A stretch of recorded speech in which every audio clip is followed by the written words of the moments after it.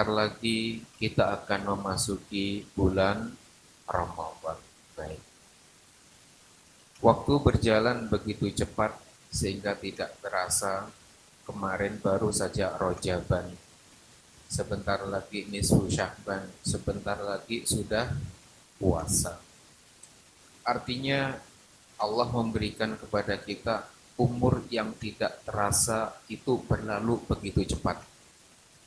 Kemarin perasaan baru saja begini, sudah mau Ramadan lagi.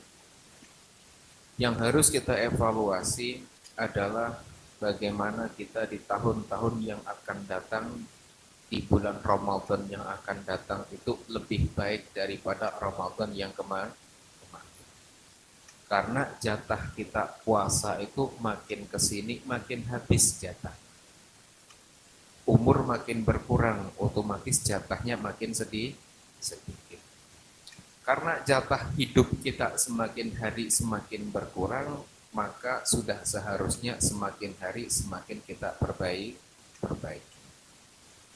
Di bulan-bulan yang lalu, di bulan puasa yang lalu, dan di tahun yang lalu, kita evaluasi diri kira-kira apa yang kurang di dalam diri kita. Di dalam apapun. Baik di dalam urusan duniawinya atau urusan akhiratnya kita evaluasi bersama. Apapun bentuknya.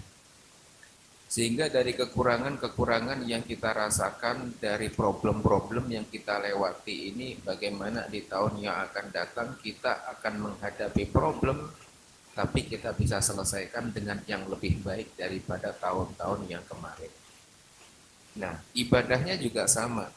Kita juga berharap di tahun-tahun yang akan di hari-hari yang akan datang, ibadah kita juga semakin bertambah.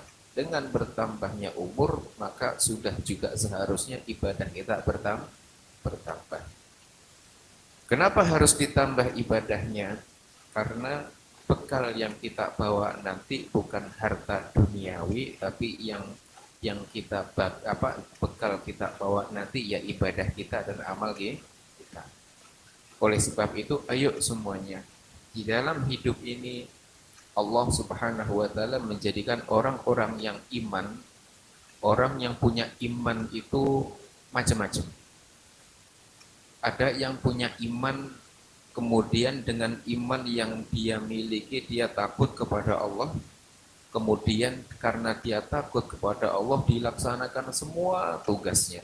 Perintahnya dilakukan dengan baik. Sholat sebaik-baiknya sholat, ibadah sebaik-baiknya ibadah, pokoknya maksimal semuanya. Wis kayak para nabi lah. Sholatnya maksimal. Sehingga seandainya pun ditanya, itu Abu Bakar ditanya, Abu Bakar, kalau besok kamu meninggal, kira-kira apa yang kamu ubah di dalam ibadahmu? Ya saya nggak akan ubah apapun, dia seperti ini saya sholat. Kenapa? Saya sudah maksimal. Ya sekarang yang kakaknya yang datang ke sini nih, Pak, besok pagi subuh kita pulang. Kira-kira kita ngapain malam ini? Waduh, ada yang nggak pernah sodakoh jadi sodakoh, yang nggak pernah ke musola langsung ke. Ada yang nggak pernah silaturahmi langsung muter dari RT 1. Tak maaf semuanya, silaturahmi semuanya. Kenapa? Karena tahu besok pulang. Nah artinya apa? Ya artinya amal kita ini harus kita persiapkan. Sehingga apa? Semua yang dilakukan orang yang pertama tadi ya maksimal semuanya. Nah para sahabat Nabi ya begitu juga. Sholatnya semuanya sudah maksimal. Seandainya besok pulang, ya tinggal pulang saja. Sholat saya sudah maksimal. Puasa saya banyak. Ini saya sudah habis-habisan kalau sedekah. Nah beda dengan kita. Nah kita itu masih banyak kurangnya. Sholat masih banyak ngelamunnya, banyak ngedumelnya, ngaji masih jarang-jarang, buka Quran ya setahun sekali kalau ingat. Kan ada yang kayak gitu angkat tangan juga. Jadi mulai beli ke Al-Quran itu dipajang, kenapa? Saya saking sayangnya ini sampai nggak saya buka-buka Qurannya kan gitu. Jadi semakin Qurannya sering dibaca itu biasanya lucek gitu Qur'annya. Ini kok Qur'an mulai beli kayak belum pernah tersentuh. Ini ya saking cintanya saya sama Qur'an saya gitu. Jadi nggak saya baca Ustaz ini. Jadi semuanya dikerjakan dengan maksimal.